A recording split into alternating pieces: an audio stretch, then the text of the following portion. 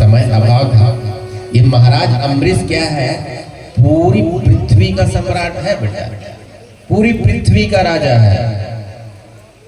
पर भगवान की सेवा कैसे करते हैं? स्वयं अपने हाथ से करते हैं।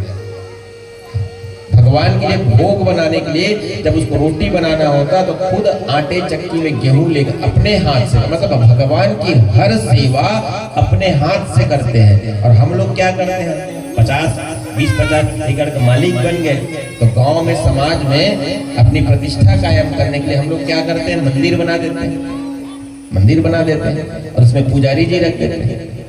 और भैया खुद पुजारी आदमी है घर में, हम लोग खुद ही अभी जो हनुमान जी महाराज की मंदिर है बेटा, आप नहीं गए, 2 मंदिर की सेवा करते हैं हम लोग। एक तो राम जानकी का आप लोग गए बेटा, दर्शन किया, और एक हनुमान जी महाराज का। तो जो हनुमान जी महाराज की मंदिर की सेवा करते हैं ना, तो उसमें जमीन है 2-2.5 एकड़ के आसपास है। तो वो जो गौटिया है, ये हमारी तीसरी पीढ़ी है, तो जमीन चढ़ा के मंदिर बनाते तो गांव में प्रतिष्ठा के लिए, पर वो खुद एक फूल लेकर के हनुमान जी के सामने नहीं जाते। तो वो हनुमान जी क्या प्रसन्न होंगे उसके लिए? आपने दुनिया में प्रतिष्ठा पाने के लिए कि दुनिया मुझे भक्त कहेंगे, ऐसे मंदिर बनाए। ऐसे बहुत लोग, आप लोगों में से बहुत लोग मंदिर बनाए होंगे, बहुत लोग मंदिर बनाते हैं। दुनिया में बनाओ मंदिर, पर मंदिर बनाने में भी सावधानी रखो। आपके यहाँ भी हम शोभा यात्रा में गए थे, जल यात्रा में तालाब किनारे मंदिर देखे, दर्शन किए, शायद भगवान शिव जी का मंदिर है। आप मंदिर तो बना दिए, पर आप तो इस दुनिया से चले जाएंगे, वो मंदिर थोड़ी जाएगा आपके साथ में। वो जो मंदिर में देव है उसकी आपने विधिवत प्रतिष्ठा करा दी, प्रतिष्ठा की मतलब उसमें प्राण आ गया, वो भी आपके जैसे और हमारे जैसे ही हो गया, तब उसकी सेवा हो रही, तब तक तो ठीक है। अगर सेवा होना बंद हो गए तो ऐसे ही पड़ा रह जाएगा, मंदिर बंद पड़ा रह जाएगा, तब क्या होगा? उदाहरण के लिए समझ लो, आपको किसी ने बुला लिया, जैसे आप लोगों ने हमें बुला लिया, चलो महाराज वहां पे भागवत सुनाना, अब आ गए, अब बढ़िया आ गए, 2-4 दिन बढ़िया खिला पिला दिए, और 5वें दिन हमें कहीं पलट के नहीं देखे, न भोजन की व्यवस्था, न रहने की, न खाने पीने की, तो हम लोग क्या करेंगे? आशीर्वाद देंगे क्या आप लोगों को? आशीर्वाद नहीं देंगे। ऐसे भगवान के लिए भी है, आप अगर मंदिर बना रहे हैं तो उसकी ऐसी व्यवस्था करना कि उस मंदिर में जो ठाकुर विराजमान है उसकी सेवा होती रहे। और आज के जमाने में बेटा ये कलयुग है, ये युग जो चल रहा है ये कलिकाल है। आजकल मंदिर में सेवा भक्ति से नहीं होगी, धन की लालच से होता है। हम भी वहां कर रहे हैं, सेवा कर रहे हैं, तो हनुमान जी के प्रेम में नहीं कर रहे हैं भैया। हनुमान जी के प्रेम में जाकर के उसकी सेवा नहीं कर रहे हैं, वो सेवा कर रहे हैं, उसमें कुछ धन है, तो धन के लोभ में कर रहे हैं। तो ऐसे अगर कहीं आप मंदिर बनाओगे, अगर कहीं वहां का जो देव प्रतिष्ठित है उसका निरादर होगा, तो आप स्वर्ग में भी रहोगे तो वहां से गिर के आपको नरक में आना पड़ जाएगा। इसलिए मंदिर अगर बना रहे हो तो बहुत सोच विचार करके बनाइए, एकदम से मनन कर लीजिए। बना रहे हैं तो पूरी उसकी सेवा की फिर व्यवस्था कराइए, तब तो आप मंदिर बनाइए। आपके अंदर भक्ति है तो अपने हाथ से जब तक आप जीवन में है तब तक आप भगवान की सेवा करिए। और भगवान की सेवा करने के लिए धन की आवश्यकता नहीं पड़ती बेटा, ये गलत फहमी में मत रहना कि भगवान की सेवा करेंगे, भक्ति करने में 1 पैसा खर्च नहीं होता है। सबसे बड़ी भक्ति मानी गई है मनोभक्ति, मानसिक भक्ति, मानसिक पूजा। एक सेठ जी रहे, इतना कंजूस कि 1 रुपए भी खर्च नहीं करते। तो उसकी सेठानी ने बोला, सेठ जी इतना बड़े प्रॉपर्टी वाले हो, सब तुम्हें सेठ जी कहते हैं, कभी तो जा करके दान कर दो, किसी मंदिर में किसी देवालय में जाकर के कुछ तो दान कर दो। अब वो सेठ जी बोले, सब मुझे बोलते हैं, चलो आज मैं दान कर ही देता हूँ। तो वो 1 रुपए का सिक्का लिए बेटा और मंदिर में गए, चलो आज मैं मंदिर में 1 रुपए का दान करूंगा, भगवान में चढ़ाऊंगा। जब मंदिर में गए तो देखा मंदिर में दर्शन को लाइन लगी है, भीड़ है बहुत, तो लाइन में लग गए हो और ऐसे सिक्के को हाथ में रखे, ऐसे मुट्ठी बांध के रखे, और जैसी लाइन में धीरे धीरे बढ़े, जैसे मंदिर गर्भगृह के पास गए, तब अब सिक्के को चढ़ाने के लिए ऐसे देखा तो पसीने में सिक्का क्या हो गया था, पूरा गीला हो गया था। तो सेठ जी बोले, देख रहे हो सब मुझे कंजूस कहते हैं, ये जो धन है, ये रुपया मेरे से भी पिछड़ना नहीं चाह रहे हैं, ये भी रो रहे हैं, इसकी भी आंसू नहीं कर रहे हैं। बोले सिक्के का पसीने में, तो सिक्के को बोले, आप भी रो रहे हो, मेरे से छूटना नहीं चाहते, ठीक कोई बात, सिक्के वापस आ गए। मतलब वहां भी वो नहीं छोड़ पाए, उनकी लोभ आ गई, इतनी कंजूस है, एक रुपया उससे हाथ से छूटता नहीं था। एक बार क्या हुए, उनके गांव में ऐसी भागवत कथा हो रही, जैसे आप लोगों के गांव में भी हो रही है, तो पंडित जी बता रहे थे कि भगवान की पूजा करने में और भगवान की भक्ति करने में 1 रुपया भी खर्च नहीं होता है। वो सेठ जी बैठे बैठे सुन रहे थे, तो सेठ जी मन में विचार किया, ये महाराज कमाल की बात बताए कि भक्ति भी हो जाए, पूजा भी हो जाए और पैसे खर्च भी ना हो। तब जैसी कथा विश्राम हुई और महाराज जी अपने व्यास रूम में गए, तब वो सेठ जी से मिलने गए और बोले, महाराज जी आपसे एक विशेष प्रार्थना है, विशेष आग्रह है आपसे। तो महाराज जी बोले, क्या बात है भैया बताओ। तो वो सेठ जी बोले, आप कथा में बता रहे थे कि भगवान की पूजा करने में और भगवान की भक्ति करने में 1 रुपया भी खर्च नहीं होता है, मैं क्या करूं, मेरा तो ऐसे स्वभाव ही हो गया है कि मेरे हाथ से धन खर्च होता ही नहीं, तो आप वो रास्ता मुझे बता दीजिए। तब वो सेठ जी बोले, महाराज जी बोले, हाँ 1 रुपया खर्च नहीं होता। तो सेठ जी बोले, कैसे पूजा करनी है? तो सेठ जी को महाराज जी बताए, सेठ जी मानसिक पूजा करना, मानसिक पूजा। सेठ जी बोले, कैसे करते मानसिक पूजा?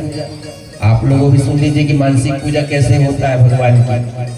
तो बोले, पहले स्नान कर लेना, पवित्र हो जाना, शुद्ध आसन बिछा लेना घर में और ऐसे बैठ जाना, सुखासन में बैठ जाना और आंख बंद करके मन से सोचना। अब मन से ही तो पूजा करनी है, मन से पूजा करनी है तो कैसे करना? तो सबसे पहले पूजा करते क्या करते हैं? भगवान को नहलाते हैं, जल से भगवान को नहलाते हैं। तो मन से सोचना कि मैं गंगा जी का, यमुना जी का पवित्र जल ला करके ठाकुर को स्नान करा रहा हूं। उसके बाद फिर उसको सुंदर तौलिए से पोंछना। नहाने के बाद जैसे हम लोग करते हैं, नहाने के बाद शरीर को पोंछते हैं, तो इसको भी तो है, इसको नहला रहे हो तो ऐसे गीला गीला थोड़ी कपड़ा पहना कर बढ़िया शरीर को भगवान का पोंछा करना, पोंछना। पोंछने के बाद ठाकुर जी का बढ़िया वस्त्र पहनाना, सुंदर सुंदर मखमली वस्त्र मन में पकड़ना, हकीकत में मन में बैठे बैठे सोचना है कि मैं सुंदर मखमली वस्त्र पहना रहा हूँ, ठाकुर जी को अष्टगंध केसर का तिलक धारण करा रहा हूँ, चंपा चमेली गुलाब का फूल अर्पण करना, ऐसे मन में करना।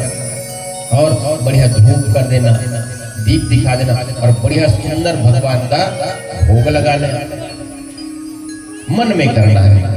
ऐसे ऐसे मैं कर रहा हूँ, पूजा कर रहा हूँ, ऐसे मन में बैठे बैठे केवल मन में सोचना है। तो सेठ जी बोले, तो बहुत अच्छा पूजा है, 1 रुपया पैसा भी नहीं खर्च होगा और पूजा का फल भी मिल जाएगा। तो सेठ जी बोले, हाँ ठीक है महाराज, ये आइडिया अच्छी है। तब सेठ जी कैसे क्या कहे, अब जैसे अपने घर आए तो सुबह से अब वो मानसिक पूजा करना प्रारंभ किया। मानसिक पूजा मन में ऐसे पूजा करते जाते।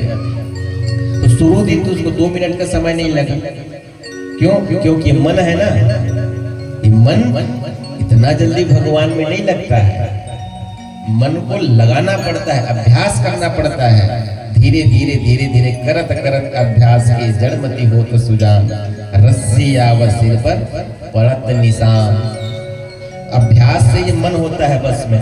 तो शुरू दिन तो सेठ जी को 2 मिनट लगा, फिर धीरे धीरे ऐसा सेठ जी का अभ्यास बना कि उसको घंटों समय हो जाते भगवान, इतना डूब जाते, तन्मय हो जाते।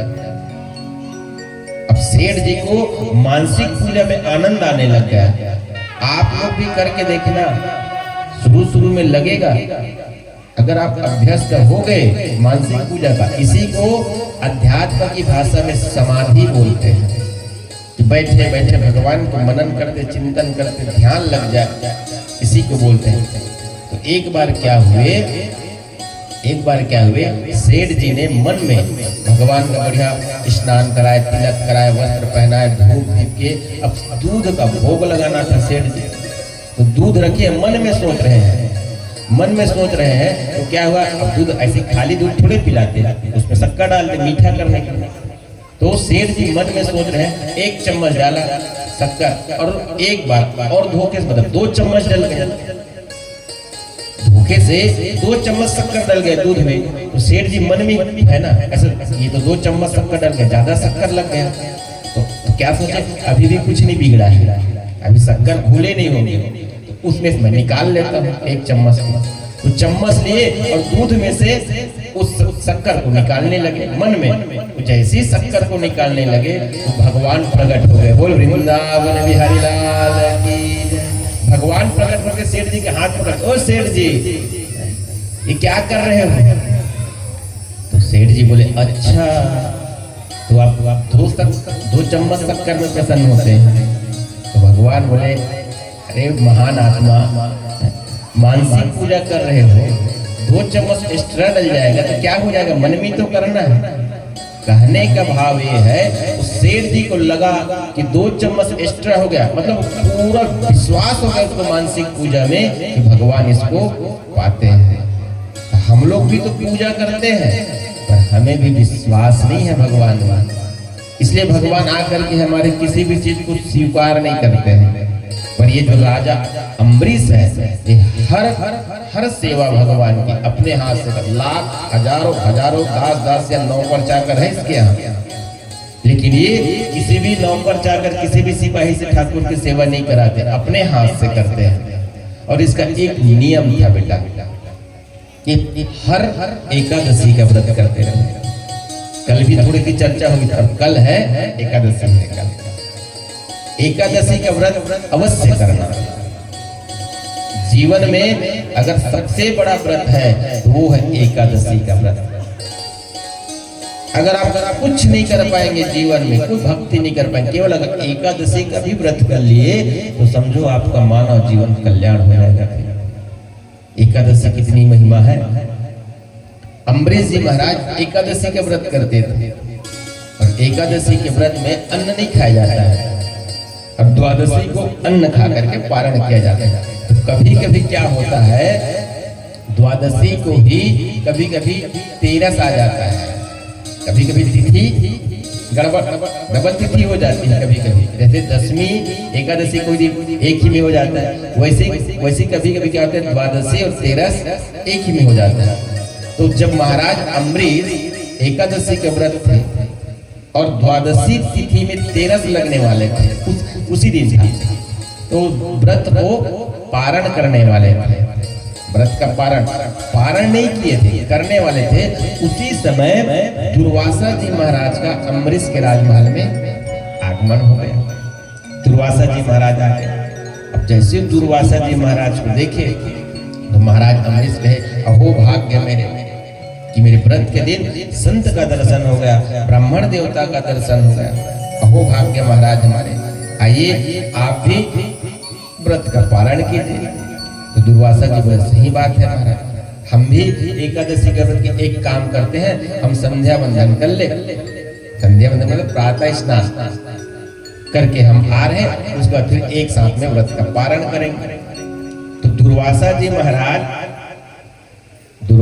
महाराज चले गए संध्या बंदन करने।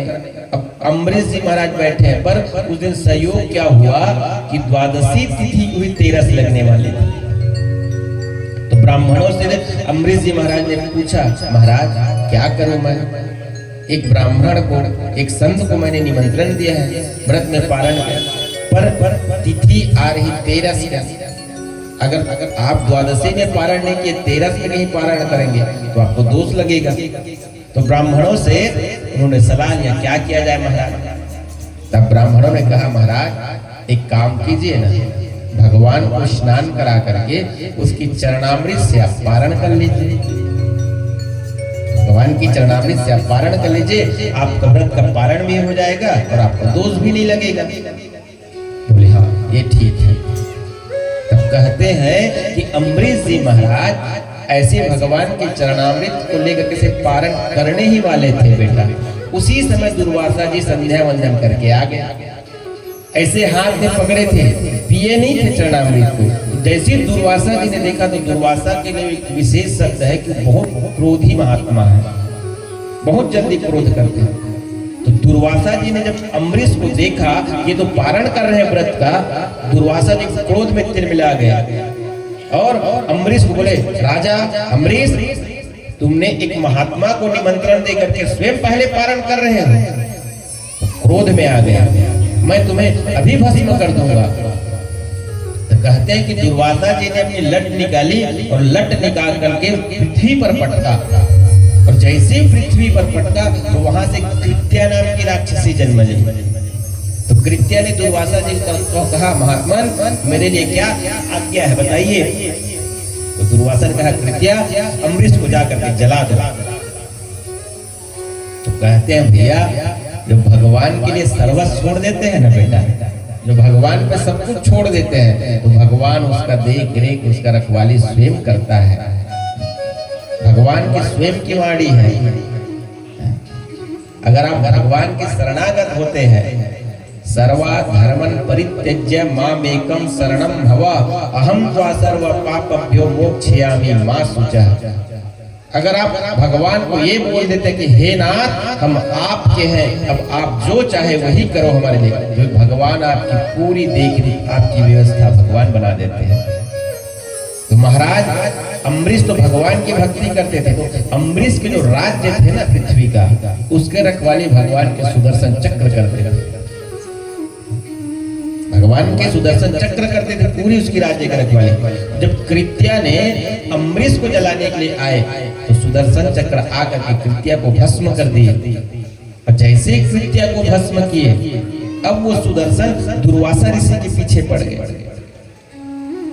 दुर्वासा ऋषि के जैसे ही पीछे पड़े तो दुर्वासा जी डर गए, ये तो मुझे काट देगा, मुझे मार देगा, मुझे भस्म कर देगा। तब दुर्वासा क्या कि दुर्वासा भागे वहां से, और भगते भगते सीधे पहुंच गए ब्रह्मलोक में। और जैसे ही ब्रह्मलोक में गए तो ब्रह्मा जी कहे, पितामह त्राहि माम, मेरी रक्षा करो, मेरी रक्षा करो, मैं आपके शरण में हूँ पितामह। तो पितामह ब्रह्मा जी पूछे क्या हो गया दुर्वासा? तो दुर्वासा जी बोले, ये भगवान का सुदर्शन मेरे पीछे पड़े हैं, मुझे मार देगा, ये मेरी रक्षा करो। तो ब्रह्मा जी ने भी कह दिया, जब सुदर्शन पीछे पड़ा है तो हम भी आपकी रक्षा नहीं कर सकते, आप यहाँ से चलो जाओ। तो ब्रह्मा जी ने दुर्वासा को वहां से बाहर कर दिए ब्रह्मलोक से। तब दुर्वासा जी भगवान शिव के पास गए, शिव जी से भी यही प्रार्थना करी कि हे बाबा मेरी रक्षा करो, और वही बात बताई कि सुदर्शन मेरे पीछे पड़ा है, मुझे मार डालेगा, मुझे बचाइए। तो कहते हैं शिव जी ने भी हाथ ऊपर कर लिया कि हम भी अपराधी का साथ नहीं दे सकते। यहाँ तक कि दुर्वासा जी भगवान के पास गए।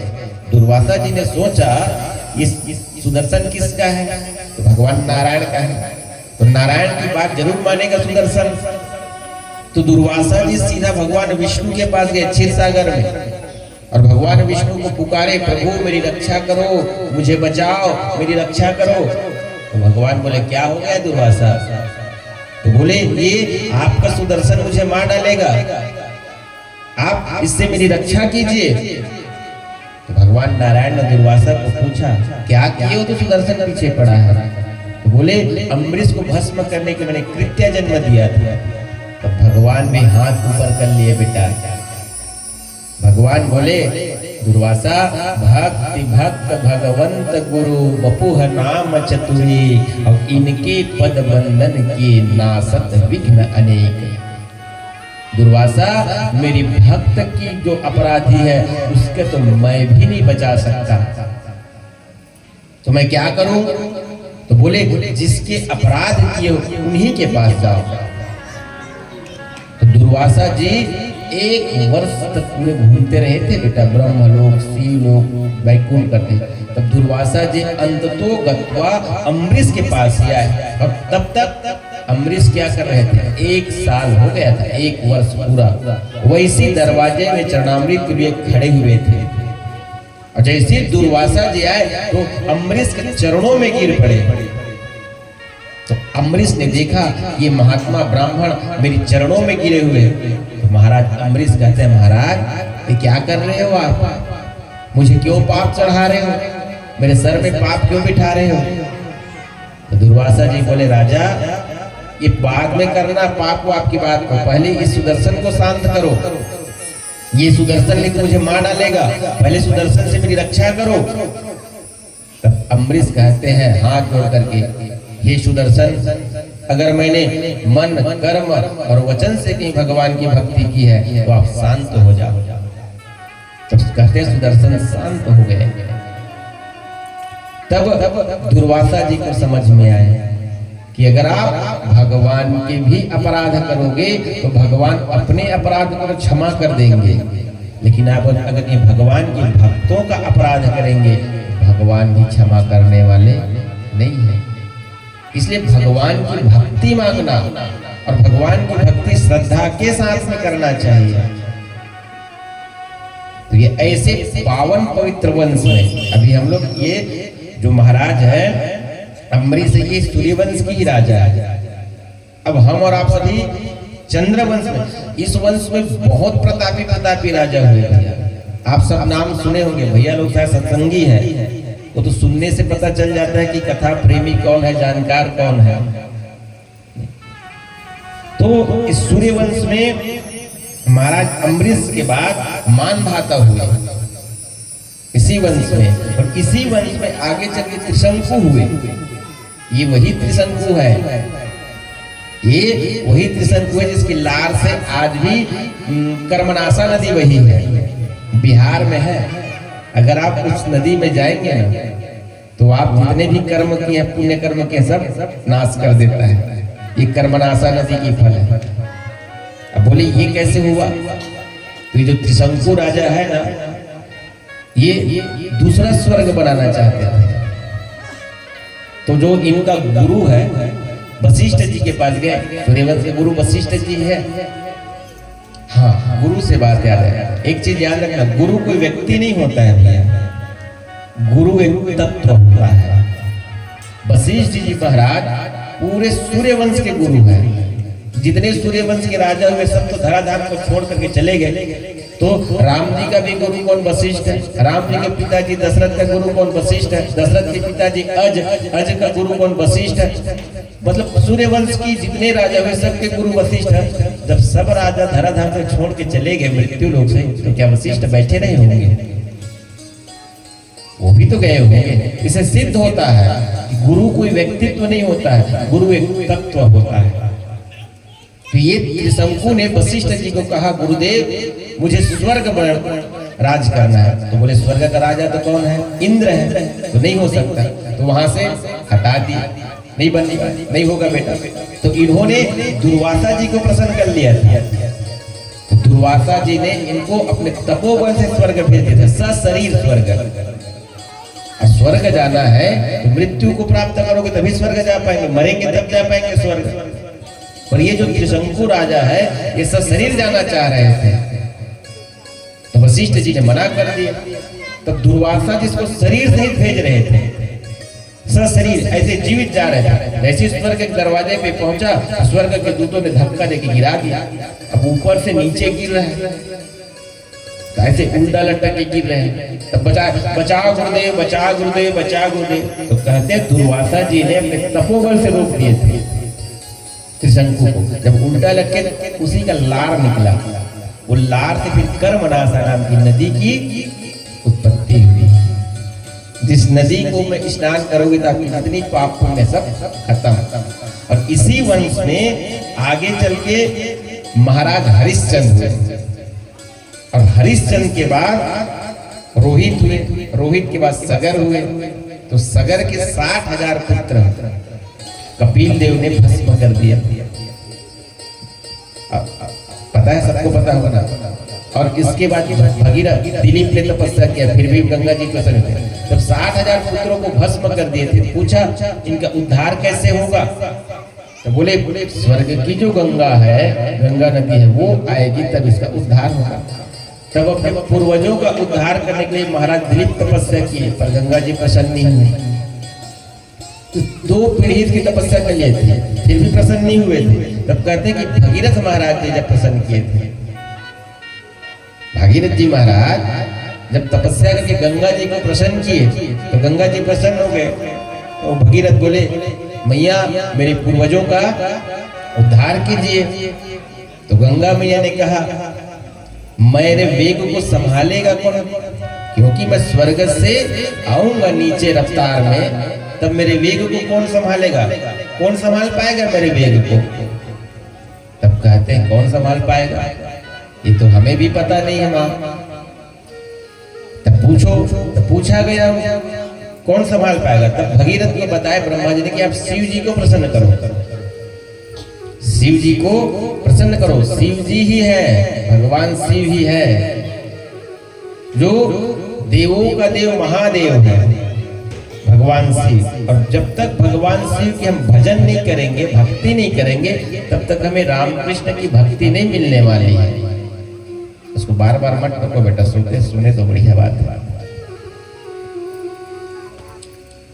तब भगीरथ ने भगवान शिव को प्रसन्न किया। नागेंद्रहाराय त्रिलोचनाय भस्म अंगरागाय महेश्वराय नित्याय शुद्धाय च दिगंबराय तस्मै नकाराय नमः शिवाय। भगवान शिव ऐसे देवता है भैया, ऐसे भगवान है जिसे आप एक लोटा जल भी डालो फिर भी प्रसन्न है, कोई पूजा पाठ की आवश्यकता नहीं। तो भगवान शिव को जब प्रसन्न किए तो भगवान शिव पूछे, क्या मनोरथ है भगीरथ? तो भगीरथ बोले, प्रभु मैंने गंगा मैया से वरदान मांगा है कि उस धराधाम पर आकर के मेरे पूर्वजों का उद्धार करेगा, तो आप उसके वेग को संभालिए। तो शिव जी बोले, ठीक है। अब कहते हैं, अब शिव जी ने गंगा जी के वेग को संभालने के लिए तो वरदान दे दिए। अब भगीरथ गंगा जी से प्रार्थना करें कि हे गंगा मैया अब आप आइए। तो गंगा स्वर्ग से अर्राटे मारते हुए धरती पे आई। तो भगवान शिव अपने पूरे लट खोल करके बैठे। तो गंगा जी उतनी स्पीड में आई, उतनी रफ्तार में आई और भगवान शिव के पूरे लट में समा गई और लट में ही फंस के रह गई भगवान शिव की। भगीरथ बोले, कहाँ गए गंगा मैया? तो गंगा मैया बोले, मैं तो यहीं फंस गई, मैं तो निकल ही नहीं पा रही। तब पुनः भगवान शिव से प्रार्थना की भागीरथ जी। तब एक लट से ऐसे लट को ऐसे घुमाए शिव जी, मतलब निचोड़े, तो वहां से एक बूंद गंगा निकली भगवान शिव की लट से, और वही गंगा आज इस धराधाम में आई। तब गंगा जी बोले, मैं कैसे जाऊं? तो भगीरथ बोले, मैया मैं आगे आगे जा रहा हूं रथ में, आप मेरे पीछे पीछे आइए। तो भगीरथ जी महाराज आगे आगे बढ़ रहे थे। यहाँ नया कथा हो रहा है ना, खपरी से हर जगह का टॉपिक चेंज करेंगे। बोल वृंदावन बिहारी लाल की जय। अब भगीरथ जी महाराज तो रथ में आगे आगे बढ़ रहे हैं कपिल मुनि के आश्रम की ओर, और गंगा जी और रथ के पीछे पीछे पीछे पीछे जा रही है। तो क्या हुआ, एक घटना और घट गई।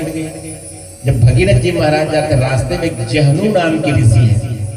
तो जहनु नाम के ऋषि ऐसे संध्या वंदन करने बैठे थे, संध्या वंदन करने बैठे थे। उसकी कमंडल ऐसे रास्ते में रखा था। तो गंगा ने क्या किया, ऐसे चलते चलते जहनु ऋषि के कमंडल को बहा दिया। जहनु ऋषि कमंडल बह गए। जहनु ऋषि ने देखा मेरे कमंडल को ये गंगा बहा ले जा रहे, तो क्या किए, पूरे गंगा को पी लिए। गंगा आगे जाना बंद गंगा जी का। अब भगीरथ थोड़े दूर गए। थोड़ा दूर जाकर ऐसे पीछे पलट के देखे तो कहाँ गंगा, गंगा तो गायब हो गई। तो भगीरथ महाराज पुनः फिर पीछे आए। अब पीछे आए तो जहनु ऋषि पूछा, महाराज गंगा महारानी मेरे पीछे पीछे आ रही थी। तो जहनु ने बताया कि मैं उसको पी लिया, उन्होंने मेरे कमंडल को बहा दिया, मैंने पी लिया। तब जहनु ऋषि की पुनः प्रार्थना की भगीरथ जी महाराज। तब कहते हैं जहनु ऋषि ने अपने जांघ को फाड़ा, ऐसे जांग को फाड़ करके फिर गंगा जी को निकाला। तो यहीं से गंगा जी का एक नाम पड़ गया जाह्नवी। गंगा जी का एक नाम है जाह्नवी। क्यों पड़ा? जन्हू ऋषि की जांग से पैदा हुआ थे। तब वहां से निकल करके फिर भगीरथ के पीछे पीछे जा करके कपिल मुनि के आश्रम में सूर्यवंश के जो सगर के पुत्र थे 60,000 जो भस्म हो गए थे कपिल मुनि की क्रोध में, उनका फिर उद्धार किया। ये गंगा बड़ी बड़ी पवित्र पावनी है। अभी पावन अवसर चल रहा है कुंभ का। अभी कुंभ है। 144 साल बाद ऐसा योग आया है। यथासंभव प्रयास कीजिए। अगर आप लोग को मिले समय तो कुंभ में एक स्नान करने अवश्य जाइए। हर 12 साल बाद एक कुंभ आता है और हर 6 साल में अर्ध 4 जगह लगता है कुंभ। समुद्र मंथन की कथा बताई थी तो अमृत छलका हुआ था। ये चारों जगह छिलके हुए हैं। प्रयागराज है, हरिद्वार है, नासिक है, ये 4 जगह। तो हर 6 साल में अर्ध कुंभ लगता है, 12 साल में पूर्ण कुंभ लगता है। और ऐसी जब 12 बार हो जाता है तब महाकुंभ होता है। मतलब 144 साल बाद, 144 साल बाद महाकुंभ होता है। जो अभी हो रहा है ये महाकुंभ है। हमारी एक 2 पीढ़ी के बाद कहा जाए ये महाकुंभ का पर्व अभी चल रही है। और वो महाकुंभ के पर्व में आप और सभी भी वही गंगा का यहाँ पे श्रवण पान कर रहे हैं। ये भी भागीरथी गंगा है। भगवान की कथा को भी गंगा कहा गया है और वो भी गंगा है। गंगा जी की इतनी पवित्र माना गया है, अगर मृत्यु के बाद किसी जीव का हड्डी अगर उसमें विशेष क्या कहा जाए ठंडा कर दिया जाए तो भी वो जीव की दुर्गति नहीं होती। ये गंगा की महात्मा है। और गंगा जल ही ऐसा जल है बेटा जो कभी खराब नहीं होता है। तो ये गंगा जी को लाने वाला भी सूर्यवंश का ही राजा है, महाराज भगीरथ। ऐसे ऐसे सम्राट राजा हुए हैं। सौदास हुए, खटवांग हुए। ये खटवांग राजा तो भैया 2 मिनट में अपना कल्याण कर लिया था। 2 मिनट। उसके बाद सूर्यवंश में ही भगवान राम के प्राकट्य हुए हैं। भगवान राम सूर्यवंश में आए हैं। जब भगवान राम जब सूर्यवंश में जन्म लिए ना तो सब भगवान के दर्शन करने के लिए गए। तो चंद्रमा और सूर्य ऐसे लाइन में लगे थे दर्शन करने में। तो चंद्रमा बोलते सूर्य को, भैया थोड़ा जल्दी करो, मुझे भी दर्शन करना है राघवेंद्र का। तो सूर्य बोलते चलो पीछे हटो, मेरे वंश में आए। तो चंद्रमा दुखी हो गए, मन में हताश हो गए चंद्रमा। तो चंद्रमा जब भगवान के पास गए तो भगवान पूछे क्यों हताश हो चंद्रदेव? तो चंद्रमा ने कहा महाराज क्या बताओ, ये सूर्य है ना, आप इनके वंश में आए हैं तो ये मुझे आपके दर्शन में विलंब करा रहे हैं। तब राघव सरकार ने कहा चंद्र मन उदास मत होना, मन को छोटा मत करना। भले ही मैं अवतार लिया हूँ सूर्यवंश में, लेकिन लोग मुझे आपके नाम से पुकारेंगे। तो आज भी कहते हैं श्री रामचंद्र कहते हैं कि वंश नहीं हुआ है सूर्यवंश में, लेकिन भगवान को कहते हैं ना, क्या कहते हैं कि श्री रामचंद्र कृपालु भज मन हरण भव भय दारुणम नम कंज लोचन कंज मुख कर कंज पद कंजारुणम। भगवान ने चंद्रमा को आशीर्वाद दिया कि लोग मुझे आपके नाम के साथ पुकारेंगे। तो वैसे आचार्य सुखदेव ने महाराज परीक्षित को सूर्यवंश की कथा सुनाई। सूर्यवंश के पश्चात अब चंद्रवंश की कथा सुनाते हैं। जैसे भगवान ने जब सूर्यवंश में लिया, राम अवतार हुआ तो दिन को 12 बजे हुए। ऐसी अब चंद्रवंश में लेंगे तो भगवान रात के 12 बजे आएंगे। भगवान रात के 12 बजे चंद्रवंश में जन्म लेंगे। तो कल चंद्रवंश में हुआ पुरुरवा, चंद्र का बेटा है पुरुरवा, ययाति, नहुस, ये सब चंद्रवंश के राजा है। और इन्हीं वंश में आए हैं चंद्रवंश में वसुदेव जी महाराज। ये वसुदेव जी महाराज है कंस का मित्र है वसुदेव जी महाराज। और ये कंस है उग्रसेन का बेटा है। उग्रसेन का बेटा कंस है। कंस इतना आताताई है इतना अत्याचारी है कि कंस के राज्य में कोई पूजा पाठ भी नहीं कर पाते। जितने सब पूजा पाठ करते, भक्ति करते, तो कंस मना कर देते। तो कंस कहते अगर पूजा ही करना है तो मेरी पूजा करो, हवन ही करना है तो मेरे नाम से हवन करो। कंस है स्वाहा बोलो, कंस देवता है नमः बोल के मेरी पूजा करो। पूरी पूजा पाठ साधु संत गो ब्राह्मण का अत्याचार करना प्रारंभ कर दिए कंस। और भगवान का अवतार क्यों होता है? भगवान इस धराधाम में क्यों आते हैं? विप्रधीन सुर संत हिता लिन्न मनुजय अवतार, निज इच्छा निर्मित तनु माया गुण गोपाल। कंस इतना अत्याचार बढ़ गया कंस का, तो कहते हैं बात धीरे धीरे जब उठती है ना भैया, तो जिस उसकी तक पहुंच ही जाती। अब प्रजा कहते तो कंस को कि कंस दुष्ट राजा है, आता ही है, पर सामने में कौन कहे? सामने में कहने के लिए हिम्मत भी तो चाहिए। पता है अगर कंस को सामने में कहेंगे तो कंस बात करने वालों में नहीं है, सीधा। तो धीरे धीरे जब बात फैली ना कि प्रजा कंस को दुराचारी कहते हैं, अत्याचारी कहते हैं, तो कंस भी मन में विचार किया, सब मुझे अत्याचारी कहते हैं, दुराचारी कहते हैं, तो ऐसा कुछ काम किया जाए जिससे प्रजा मुझसे प्रसन्न हो जाए। तब बोले क्या काम करूं? कंस का चचेरी बहन है देवकी, कंस का चचेरी बहन है देवकी। अब मैं क्या बताऊं तो नीलकमल, आगू बैठिया मन ना बस में सब कोई सफर करे हो तो ड्राइवर के तीर में होते बगल वाले ना करो सवारी सोते ना तो ड्राइवर भगवान दे तो भक्त तो तय मिले काबर तय सुता तक मुला नींद नहीं। कहूँ पार्वती मैया का हिस्से से झुमरा था, तोला झुमरा देखा था, महू से झुमरा था, रात के महू सोई नहीं हुआ बेटा ढंग से आते रात के बोला देर सोई नहीं थी। मैं कहता हूँ 7 घंटा बैठे बेटा थोड़ा सेवा कर दे, सेवा कर बोला नींद नहीं आती, अब नींद नहीं आती, एक चक्कर बोला 2 बज गए, 4 बजे तक नहीं क्या मन उठा दी नील कमल। अब दिन मान सुते तो कुसमंडल लुंगिया है जाग उठा दी। मैं कह बोल वृंदावन में हिलाल की मैं तो सोते छोड़े, लेकिन मैं तो सोच नहीं हूँ आए नहीं। तब कंस ने मन में विचार किया कि नहीं मैं भी कोई सत्कर्म को पुण्य कर्म करूं जिससे जनता मेरी प्रशंसा करे, पढ़ाई करे। तब कंस सोचे क्या काम करूं?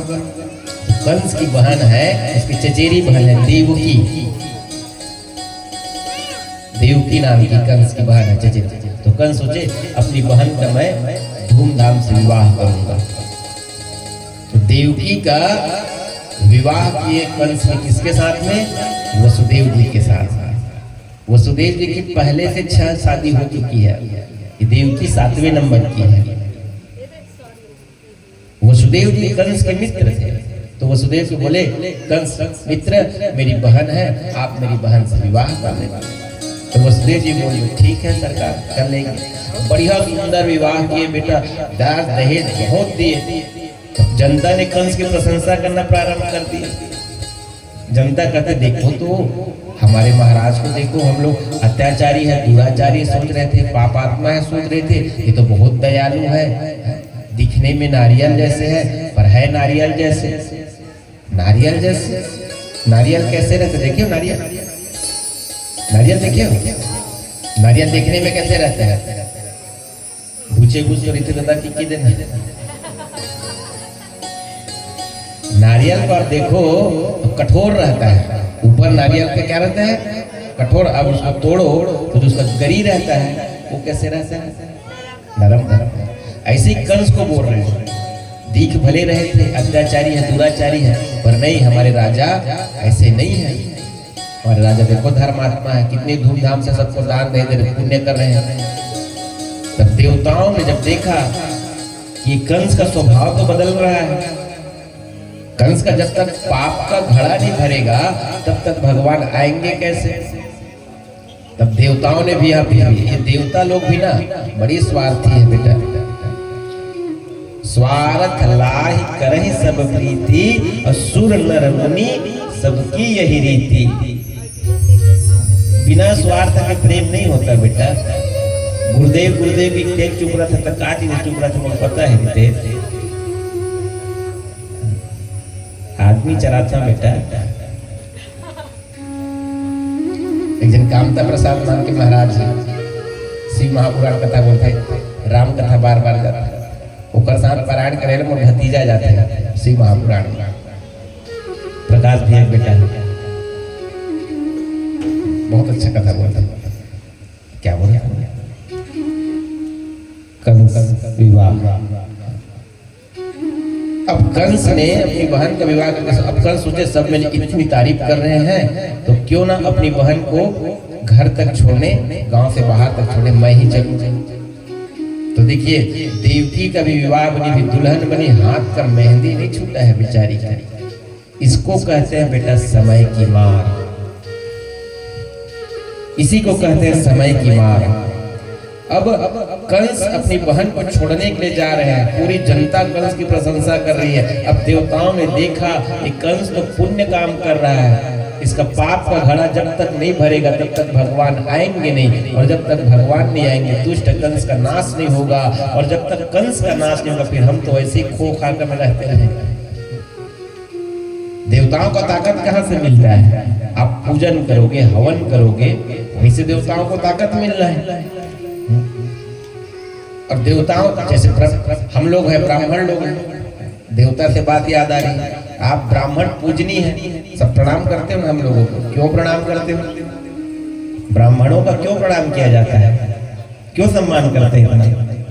अरे तुम्हारे गाँव में थोड़ी कोनो महाराज देखा तो पालगी महाराज की कीमत करते हैं। गोल्ड अब हम गुरु महाराज हम गुलन के परत हो, कल तुम दुर्हेलत परत हो, पालगी महाराज तो कीमत करत होगा कहता कि नहीं कहा काबर काबर। अब जाने भी न होई प्रतीति, इसलिए कहते हैं किसी भी चीज को जाने बगैर उसमें विश्वास नहीं होगा, और बिनु प्रतीति होई नहीं प्रीति, और जब तक उसमें विश्वास नहीं होगा तब तक उसमें प्रेम नहीं होगा। प्रेम मीन्स श्रद्धा, और बिना श्रद्धा के पूजा करोगे तो ऐसे ही करोगे, बस टाइम पास, चंदन लगा कर ठोक दे, फूल चढ़ा के ले, माला पहना दे, तेल पहना दे, श्रद्धा तो है ही नहीं है। भगवान में आप किसी भी चीज को अगर चढ़ा रहे हो तो इतना ध्यान रखना कि जो चीज भगवान में अर्पण हो गई है वो धोखे से भी आपके पैर में ना आए। धोखे से भी पैर में नहीं आना चाहिए भगवान में चढ़े हुए चीज। अगर धोखे से भी पैर में आ जाए ना तो इंद्र जैसी को भी राजलक्ष्मी से धोखा खाना पड़ गया था।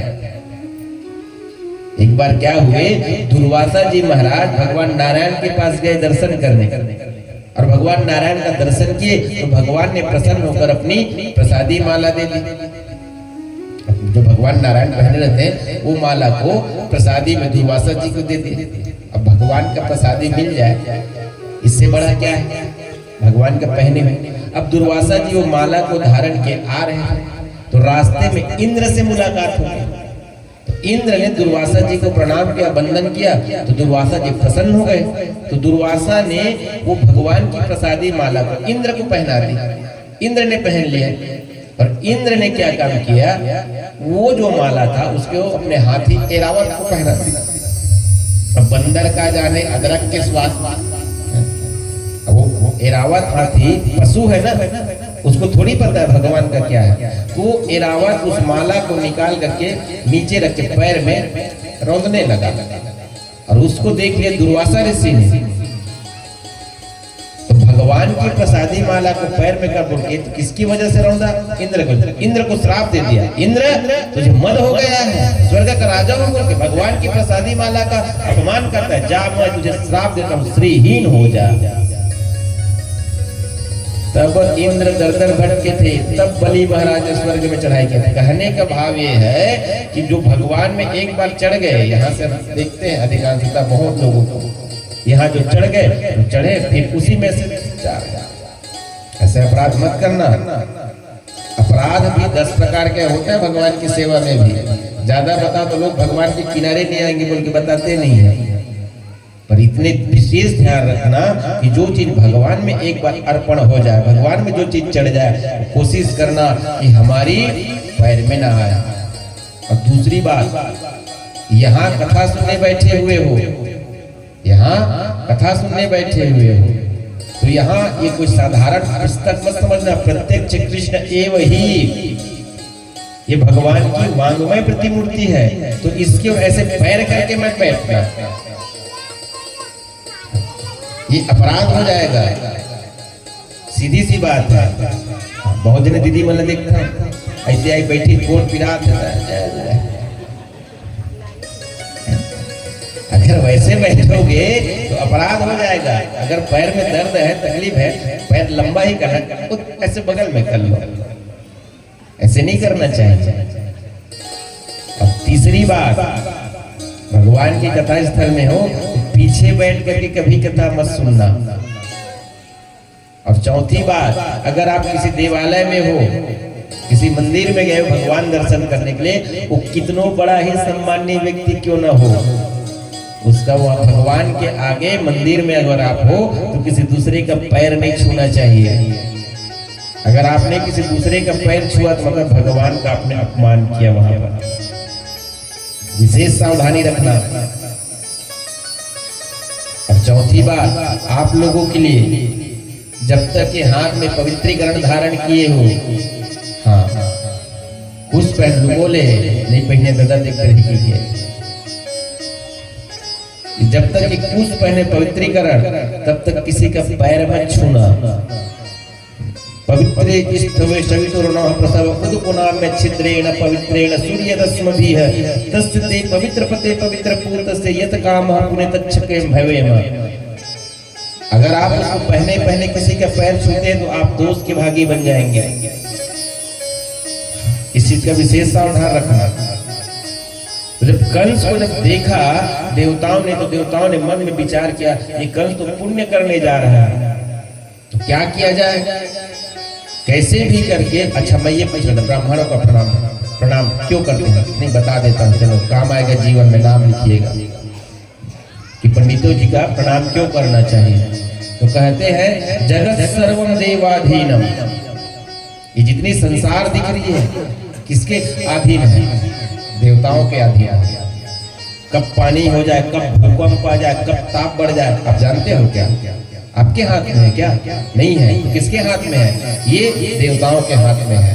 तो कहा गया है जगत सर्वम देवाधीनम, कि जितनी संसार है ये देवताओं के अधीन है। और वो देवता किसके अधीन है? अधीन मतलब कहा जाए कानून, दास्ता। जैसे हम जिस देश में रह रहे हैं, हमारे देश का कानून है कि चोरी करना अपराध है। अगर आप चोरी करके पकड़े गए तो आपको सजा होगी कि नहीं होगी? ऐसे ही कानून है, देवताओं के लिए भी कानून है। जगत सर्वम देवाधीनम, ये जितनी संसार दिख रही है ये देवताओं के अधीन है। और ते देवा मंत्राधीनम, और वो देवता किसके अधीन है? मंत्र के अधीन है। आप मंत्र बोलोगे तो देवता का मन रहे या न रहे उसको आना ही पड़ेगा। अगर नहीं आएगा तो सजा पाएगा वो देवता। जैसे भी घर में वेदी पूजा कर रहे हो या घर में सत्यनारायण पूजा कराते हैं तो गौरी कलश बनाते हो, बनाते किस चीज के बनाते हो? जोर से बताओ। गोबर का। और गौरी गणेश बनने से पहले क्या था? गोबर रहता है। और जैसे ही पंडित जी मंत्र पढ़ देते, ओम गणानां त्वा गणपति गुंगा हवामहे प्रियाणां त्वा प्रीत गुंगा हवामहे आहम गाने गर्भधम्मम ध्वजास्मि गर्भधम्मम, ये मंत्र पढ़ दिए। उसके बाद पूजा अच्छा छोड़ दो बेटा, अच्छा छोड़ देते। उसके बाद पूछते ये क्या है, बोलते क्या बोलते हो? गोबर क्यों नहीं बोलते? गोबर क्यों नहीं बोलते? है तो गोबर ना, फिर गोबर क्यों नहीं बोलते? क्यों? क्योंकि वहां पे मंत्र बोल दिया गया, ते देवा मंत्राधीनम। आप मंत्र पढ़ोगे तो देवता को आना ही पड़ेगा। आप जिस भी देवता के नाम से मंत्र पढ़ोगे तो देवता का मन रहे या न रहे, नहीं आएगा फिर उसका देव पद हट जाएगा। ते देवा मंत्राधीनम। अब वो मंत्र किसके अधीन है? ते मंत्र ब्राह्मण धीनम तस्मात् ब्राह्मण देवता। और वो मंत्र ब्राह्मणों के अधीन है। इसलिए ब्राह्मण देवता है, इसलिए ब्राह्मण देवताओं का प्रणाम करना चाहिए, सम्मान करना चाहिए, इसलिए ब्राह्मणों को प्रणाम किया जाता है बेटा। ये नहीं कि वन महाराज है वन महाराज है, कितना ब्राह्मण के प्रणाम करना चाहिए ये भी सोच लो, सुन लो। सभी महाराज के पांव भी नहीं पड़ना चाहिए, धोखा मत रही। हाँ, जिन महाराज के मस्तक में कहीं तिलक नहीं है, तिलक विहीन है, जिन महाराज के कहीं जनेऊ नहीं है, यज्ञ पवित्र नहीं है, जिन महाराज के कहीं सीखा नहीं है, जिन महाराज के कहीं हाथ में कलावा नहीं है, ओकर प्रणाम करबे गौ हत्या के दोष के भाग पा जाबे। तिलक विहीन अगर आपने ब्राह्मणों का दर्शन कर लिया, बिना तिलक लगाए महाराज के कहीं दर्शन भी कर लिया, तब पाप लग जाए। देखा पालगी महाराज के था ना, खुश रहो बेटा भी कहते थे ना, उल्टा खुश नहीं दुख हो जाए। तो ब्राह्मणों का प्रणाम भी करना, तो कैसे ब्राह्मणों का प्रणाम करना ये भी समझ लो पहले। ये नहीं कि चलो महाराज है तो महाराज हो गए तो नहीं, जो बिना तिलक विहीन है। तिलक भी 3 प्रकार का होता है, ब्राह्मण भी 3 प्रकार के ब्राह्मण होते हैं, ये भी समझ लो। ब्राह्मणों का पहचान उसके तिलक से होता है, संप्रदाय से होता है। तो बिना तिलक विहीन अगर के ब्राह्मणों का आपने प्रणाम किया तो आप दोष के भागी बन जाएंगे। इसलिए कैसे ब्राह्मणों का प्रणाम करना ये भी समझ लो। केवल जात से ब्राह्मण होने में कुछ नहीं होता है बेटा। कर्म प्रधान विश्व करी राखा, जो जस करहि तासु फल चाखा। आप ब्राह्मण बन सकते हो, आप भी ब्राह्मण बन सकते हो। अब बोलो कैसे महाराज, जो ब्राह्मण देवता लोग हो गए, कभी मेरी बात को सुन रहे होंगे, थोड़ा सा लग रहा कैसे बनेंगे, बता रहे हैं उदाहरण, शास्त्र प्रमाण के साथ में बताएंगे, ऐसे नहीं बताएंगे। विश्वामित्र जी महाराज कौन है? विश्वामित्र जी महाराज है, महाराज गाधी का पुत्र है। और महाराज गाधी कौन है? छत्री है। तो छत्री का बेटा विश्वामित्र छत्री हुआ कि नहीं हुआ? अरे साहू है तो लेकर साहू कोई नहीं आने थोड़े हो जाइए, वर्मा थोड़े लिख दी होगी, साहू तो लिखी। तो जब गाधी महाराज छत्री है तो छत्री के बेटा विश्वामित्र है, तो विश्वामित्र कैसे ब्राह्मण बन गए? विश्वामित्र महामुनि ज्ञानी, तो छत्री भी ब्राह्मण बन गए, तो तय ब्राह्मण नहीं बन सकता। आज भी आप जाओ अयोध्या जी, बड़ी छावनी छोटी छावनी कोई भी संत के आश्रम में, और जाकर बोलना महाराज मैं घर परिवार से तरसता गया, बोला संन्यास लेना है महाराज, वानप्रस्थ आश्रम में जाना है। तो वहां तो दीक्षा दी, तो नाम बदल दी, तो तिलक दी, जनेऊ दी, सीखा दी, फिर ब्राह्मण बन जाए। तो जात से ब्राह्मण नहीं होता, कर्म से ब्राह्मण होता है बेटा, इसको याद कर लेना। जात से केवल ब्राह्मण कुल में जन्म ले लेने से नहीं होगा। हर किसी का द्विजातीय होता है। जन्मना शूद्र जायते, जन्म से सब शूद्र ही रहते हैं। अगर शूद्र नहीं रहता तो छुआ क्यों मानते जिनके घर वाले? मनुस्मृति में लिखा है ये बात, जन्मना शूद्र जायते, जन्म से सब शूद्र रहते हैं। संस्कार द्विज जायते, जैसे संस्कार पड़ता फिर द्विजाति हो जाता है। आप लोगों में से भी हुआ है, हर जीव का 2 जन्म होता है। एक तो माँ के गर्भ से जन्म लिया, और जैसे आपने द्विजाति शिक्षा संस्कार लिए, गुरु मंत्र लिए, तो आपका दूसरा जन्म हो गया। इसलिए हरि को भजे सो हरि को होई, जात पात पूछे नहीं कोई, हरि को भजे सो हरि को होई। कर्म की पूजा होती है बेटा, जात की पूजा नहीं होती है, धोखे में मत रहना। कंस, हम लोग चर्चा करते थे कंस की, क्योंकि कल ये कथा पूरी नहीं कर पाए थे हम लोग, समय कम था, अभाव था समय का।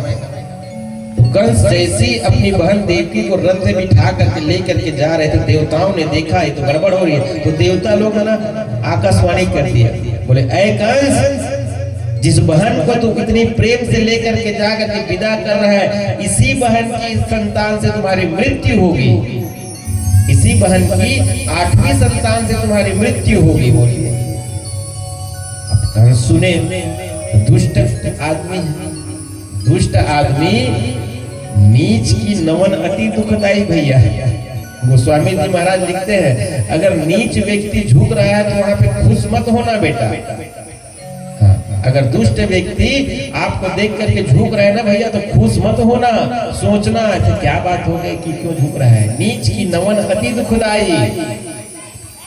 तो जैसे ही कंस ने सुना आकाशवाणी से कि जिस बहन को लेकर के तू जा रहा है इसी का 8वीं संतान से तेरी मृत्यु होगी, कंस तुरंत रथ को रोक दिए, रथ रोक करके खड़ा हो गए। अब मन में विचार करने लगे, मैं तो इस बहन को लेकर के जाता इतनी प्रेम से, अब इसकी 8वीं संतान से मेरी मृत्यु होगी। तो सबसे ज्यादा लोग डरते किस चीज से हैं? सबसे ज्यादा किस चीज से डरते हैं? मृत्यु से ही डरते हैं सब। तो कंस ने सोचा अब क्या करूं मैं? तो दुष्ट व्यक्ति का बुद्धि ज्यादा नहीं रहता है बेटा, विवेकशील नहीं रहता है।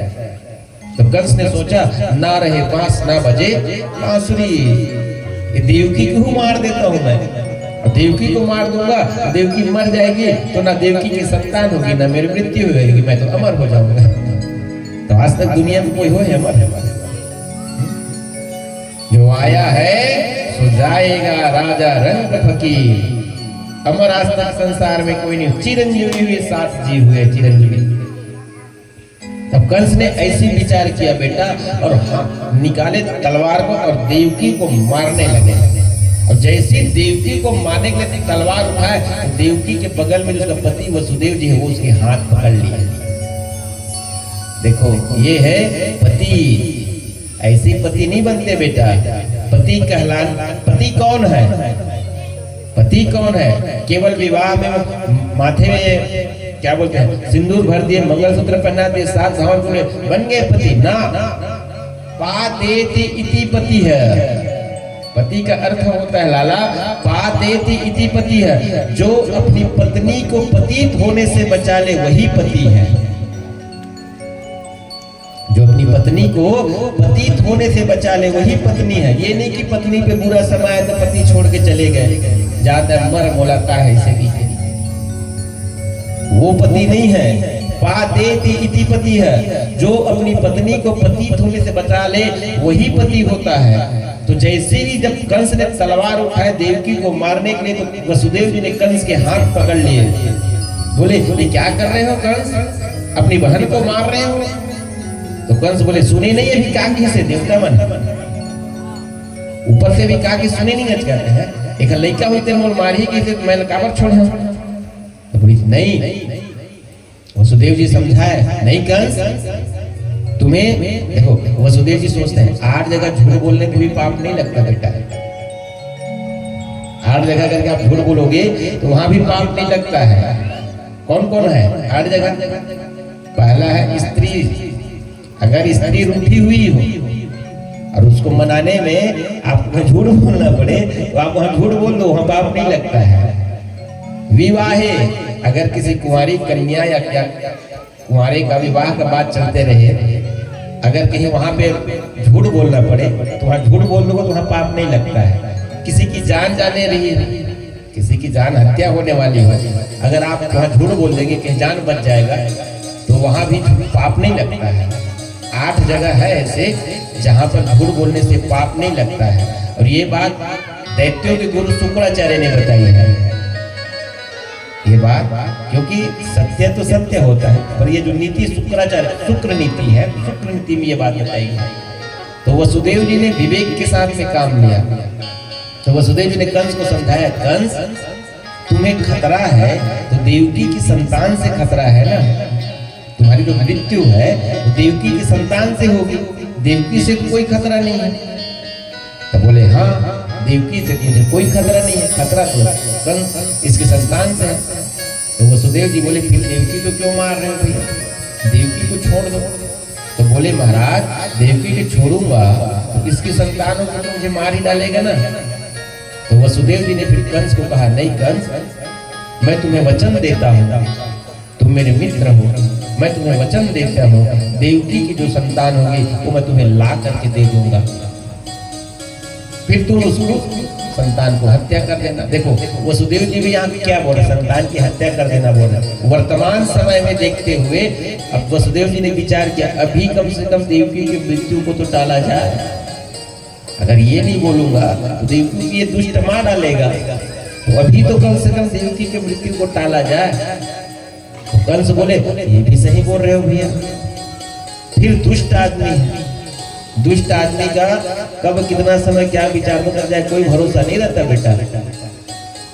तो कंस ने भी कहा हो सकता है मैं तो छोड़ दूं, वसुदेव जी तो अपने वचन को निभाएंगे, अगर दूसरे के बच्चे को ला करके दे दिए और इसका बच्चा बड़ा होकर मारे तब तो कंस ने भी वसुदेव जी के सामने एक शर्त रख दी। बोले वसुदेव पर एक शर्त है मेरी भी।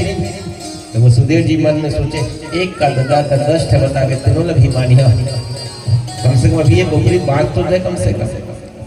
तो बोली क्या शर्त है? तो बोले तुम दोनों को मेरे कारागार में रहना पड़ेगा, तुम दोनों को मेरे कारागार में रहना पड़ेगा जब तक तुम्हारी 8 संतान नहीं हो जाती। तो वसुदेव जी ने कारागार को स्वीकार किया भैया, ठीक है कंस हम कारागार में ही रहेंगे। तो कहते यही है बेटा समय की मार।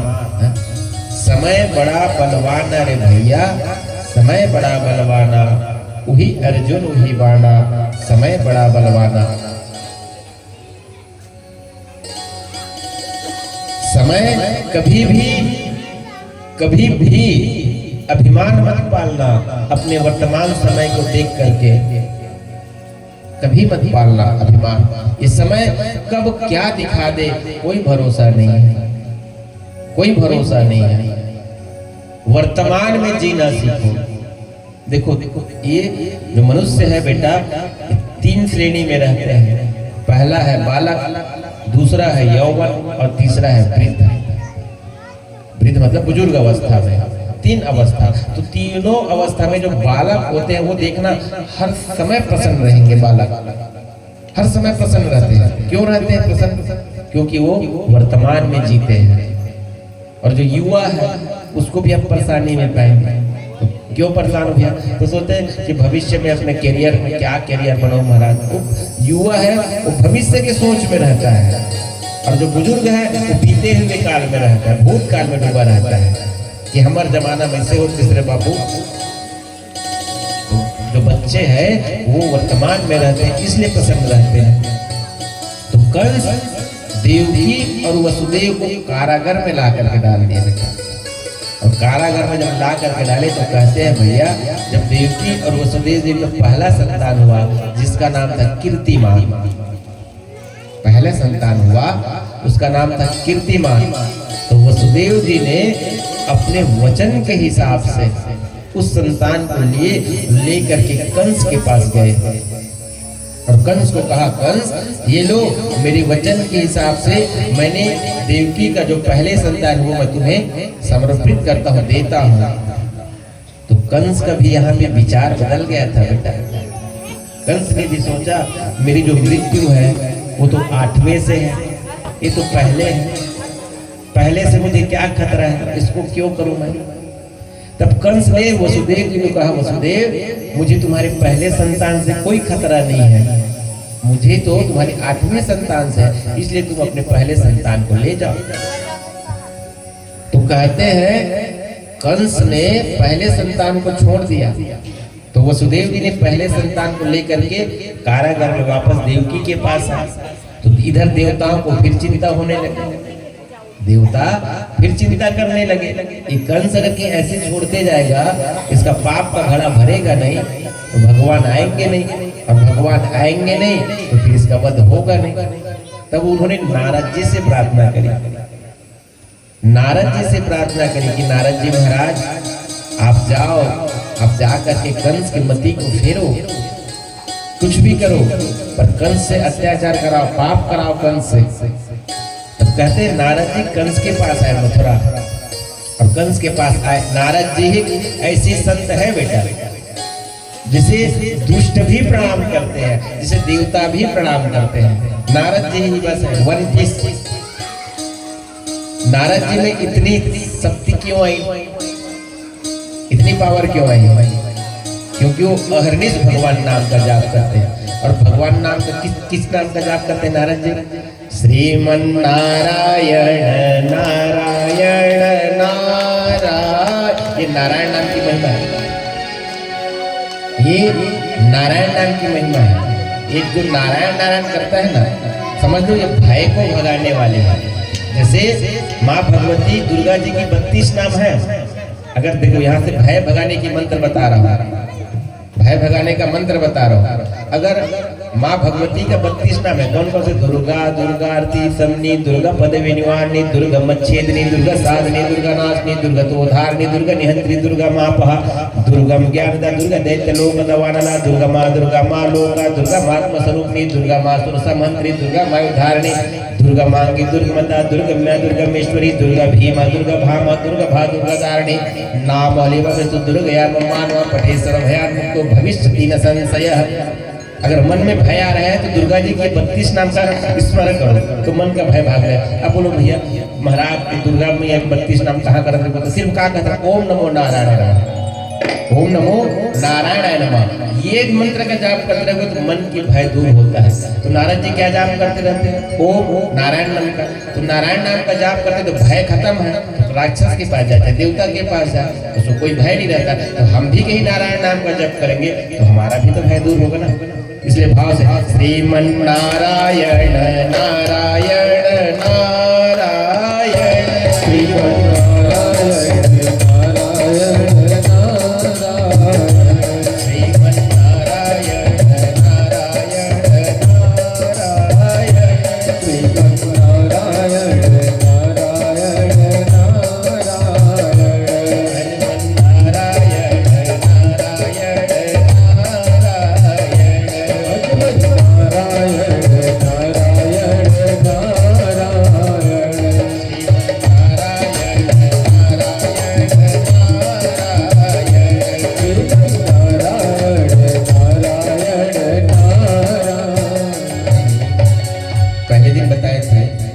ताली बजाने कि भगवान ने हाथ दिया कर से कर्म करो विधिनाना, मन राखो जहाँ कृपा निधाना। हाथ से कर से कर्म करो विधिनाना, मन राखो जहाँ कृपा निधाना। ये भात खाने बस के लिए नहीं है। ये भगवान के नाम में ताली बजाओगे ना तो जितनी बुरी रेखा है ना, हाथ में अच्छी रेखा भी होती बुरी रेखा भी होती है। यकीन नहीं है बेटा तो फोटो खींच के रख लेते, लेकर रखे थे आज से 4 महीना पहले पूछ लेते। इसने कहे ना ये मत बुरा रेखा है कम कम मिट जाएगा। और सत्य बात है, हर 3 महीने बाद देखना, फोटो खींच के रख लो। यकीन नहीं है तो हाथ के फोटो खींच के रख लो अभी, और 3 महीने बाद मिलाना उस फोटो को और इसमें रेखा को, तो रेखा बदल जा रही है। निश्चित बात है, ये प्रैक्टिकली किया हुआ चीज है ये। तो जो बुरी रेखा होती है वो भगवान नाम में ताली बजाने से दूर हो जाता है, कटता है। निश्चित बात है, ये नारायण नाम की महिमा है। तो ये भात खाने बस के लिए नहीं है, यहाँ बैठो पुण्य कमाने के लिए बैठे हो। ताली बजा के करना श्रीमन नारायण नारायण नारायण, श्रीमन नारायण नारायण नारायण, भजमन नारायण नारायण नारायण, भजमन नारायण नारायण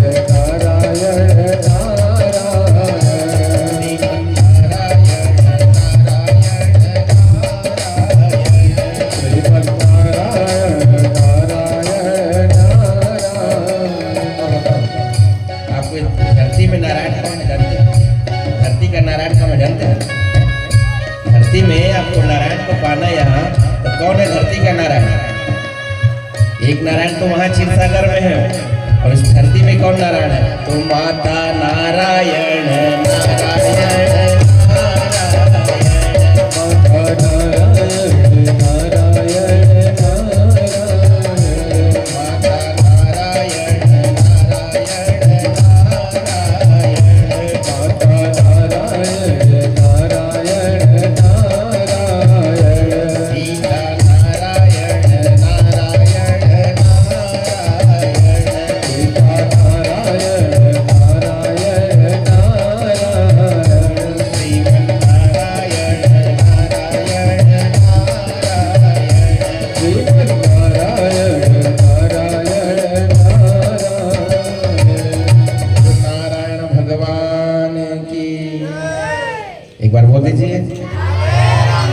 और बोल दीजिए। तो नारद जी ये नारायण नाम की ही महिमा है। तो नारायण नाम मन की भय को दूर करने के लिए है। तो नारद जी महाराज कंस के पास आए और कंस जैसे कंस के पास आए ना तो कंस ने नारद जी को प्रणाम किया, प्रणाम देव ऋषि। तो कंस ने कहा आशीष भवा बेटा। तो कंस और बेटा सब राज्य वाद्य ठीक से चल रहा है नहीं? तो कंस बोले आपके आशीर्वाद से सब अच्छा है हमारा। तो अपनी जो आकाशवाणी है उसके विषय में नारद जी पूछे, कंस हमने सुना है बेटा कि तुम्हें आकाशवाणी में ये पता चला है कि देवकी की 8वीं संतान से तुम्हारी मृत्यु होगी। तो कंस बोले आवाज थोड़ा सा। तो कंस बोले हाँ महाराज सही बात है। तो नारद जी बोले हमने ये भी सुना है कि देवकी की पहले संतान हो चुका है। तो कंस बोले हाँ महाराज ये भी सत्य है। तो बोले वो पहले संतान कहाँ है? तो कंस बोले महाराज मुझे पहले संतान से कोई खतरा नहीं, तो मैंने पहले संतान को देवकी वसुदेव को वापस कर दिया। तो नारद जी बोले यही तो फेल हो गए बेटा, यही तो फेल हो गए। ये देवताओं की गणित को तुम नहीं जानते, कब किसको पहला बना दे कब किसको 8वां बना देगा। तो कंस बोले कैसे महाराज ऐसे कैसे? तो कहते हैं नारद जी ने अष्टदल कमल लिए, ऐसे 8 पंखड़ी का कमल, 8 पंखड़ी का कमल लिए, गिनती की गिनो कंस ये कितने हैं? तो कंस बोले 8 है। यहाँ से गिनना शुरू करो तो 1 2 3 4 5 6 7 8। अब इधर से गिनना शुरू करो तो 1 2 3 4 5 6 7 8। जो इधर से गिनोगे तो पहला 8वां हो रहा है, इधर से गिनोगे तो वही पहला बन रहा है। उल्टा गिनो तो भी, सीधा गिनो फिर भी। तो कंस की बुद्धि को भ्रमित कर दे नारद जी। मतलब कंस को बोले बेटा ये देवताओं की गणित बहुत विचित्र है, कब पहला भी 8वां बना देंगे, 8वां भी पहला बना देंगे। कंस भ्रमित हो गए, बोले सच कह रहे हैं महाराज, सही कह रहे हैं महाराज। तब क्या किया कंस ने पुनः वसुदेव जी को बुला करके उसकी जो पहले संतान हुई थी कीर्तिमान, उसका पत्थर पटक के गोविंदाय नमो नमः। ऐसे करते करते कंस ने देवकी वसुदेव जी के 6 पुत्रों को मार डाला बेटा। 6 पुत्र हुए, 6 को मार डाला। अब 7वें में आने वाला है कौन? भगवान शेष। भगवान शेष आने वाला है। तो भगवान नारायण ने विचार किया शेष तो मेरा बड़ा प्रिय है, शेष अगर जन्म लेता है तो एक कंस दुष्ट उसे भी मार डालेगा। तब क्या किया जाए? तब माया को बोले माया एक काम करना, वसुदेव जी की पत्नी है रोहिणी मैया, और ये रोहिणी मैया है यशोदा मैया की सहेली है। और जब वसुदेव जी को जेल हुआ है तो रोहिणी मैया गोकुल में आ गई है यशोदा मैया के पास रहने। तो भगवान ने माया को बोला माया एक काम करो, 7वें में मेरा प्रिय शेष आने वाला है, तो तुम उसका संकर्षण करके उस गर्भ को रोहिणी के गर्भ में स्थापित कर देना।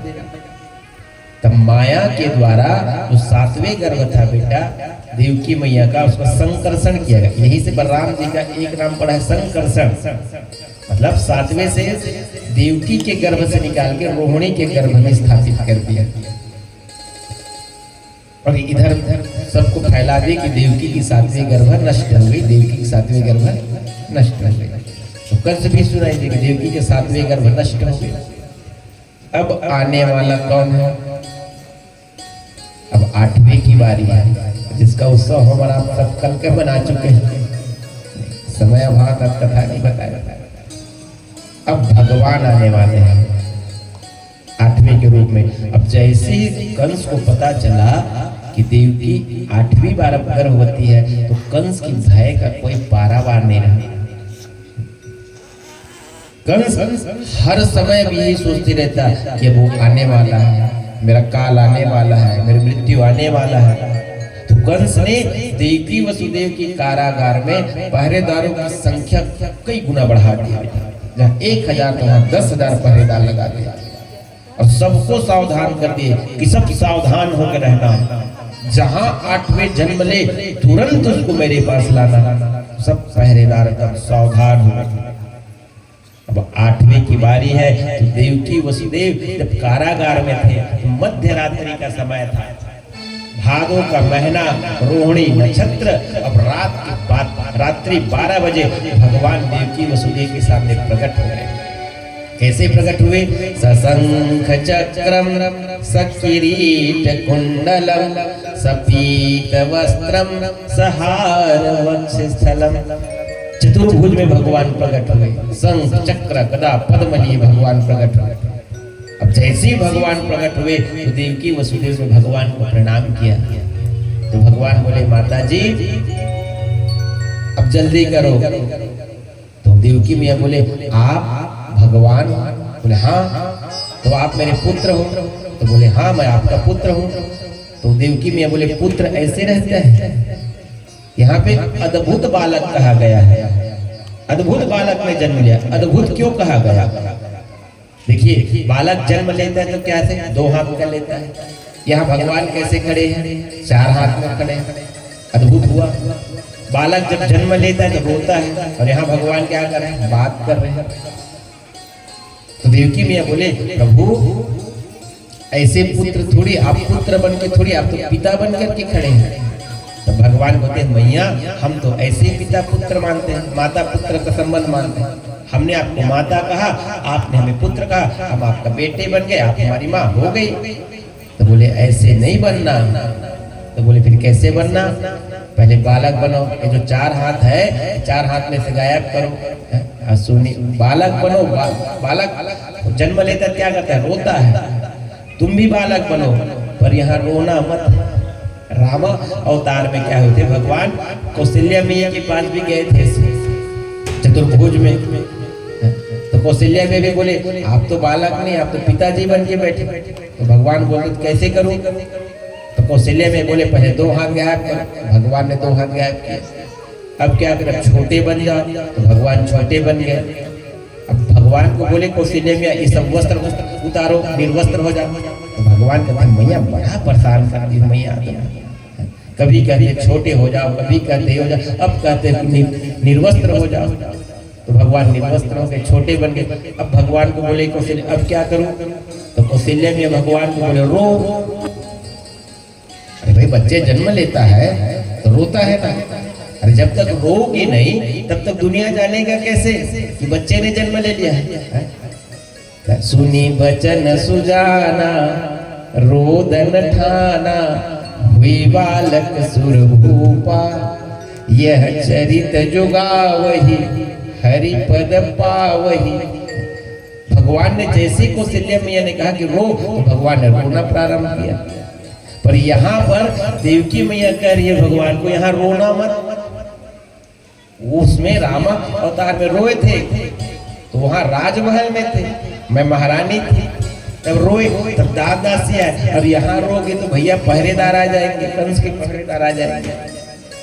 तो यहाँ छोटे बनना है। तो भगवान देवकी मैया बोले, भैया आप कहते हो कि छोटे बन जाओ, तो अभी तो मैं चतुर्भुज में हूँ, बड़ा हूँ अभी तो आप कहो तो अभी कंस का मैं काम तमाम कर दूं। तो देवकी मैया बोले, नहीं ऐसे नहीं, छोटे बनो। तो भगवान जब मैं छोटा बनूंगा मैया, तो आपको मेरी रक्षा करनी पड़ेगी, मैं आपकी रक्षा नहीं कर पाऊंगा। तो बोले कैसे करेंगे? तब भगवान ने बताया वसुदेव जी को कि वसुदेव जी आप मुझे लेकर के चले जाना गोकुल। अब गोकुल में नंद जी के यहाँ एक कन्या ने जन्म लिए हुए हैं, उस कन्या को यहाँ पर लाना और मुझे वहाँ छोड़ देना गोकुल में। तो वसुदेव जी बोले, ठीक है प्रभु। तो भगवान छोटे बन गए, छोटे बालक बन गए। तो उसी कैद खाने में सूप था, सूप खाली रहते क्या करते? जेल में कुछ न कुछ काम होता करते। तो भगवान जैसे सूप में छोटे बन के बालक बने, तो वसुदेव जी ने भगवान को ऐसे उठाने के लिए हाथ बढ़ाया। और जैसे ही भगवान की तरफ ऐसे हाथ बढ़ाए, तो जो वसुदेव जी की जो बेड़ी लगी थी बेटा, जो संकट बेड़ी लगी, वो बेड़ी ऑटोमेटिक खुलना प्रारंभ हो गया। तो परीक्षित जी ने सुखदेव जी महाराज से पूछ लिया, महाराज ये भगवान को जैसे भगवान की तरफ बढ़े वसुदेव जी के हाथ, तो ये बेड़ी कैसे खुल गई? तो सुखदेव जी महाराज कहते हैं, राजा परीक्षित, जब कोई भी जीव भगवान की ओर बढ़ता है तो संसार की जो बेड़ी है ना बेटा, काम क्रोध मद मोह आशा चिंता, यही तो बेड़ी है, यही तो बेड़ी है, आध्यात्मिक बेड़ी है यही। तो आप जैसे ही भगवान की ओर बढ़ेंगे, भगवत प्राप्ति को, तो संसार की बेड़ी ऐसी खुल जाती है। तो कहते हैं वसुदेव जी की बेड़ी खुल, जितने पहरेदार थे, जितने पहरेदार थे, सब पहरेदार घोर निद्रा में सो गए। अब वसुदेव जी भगवान को लेकर के गोकुल जा रहे हैं।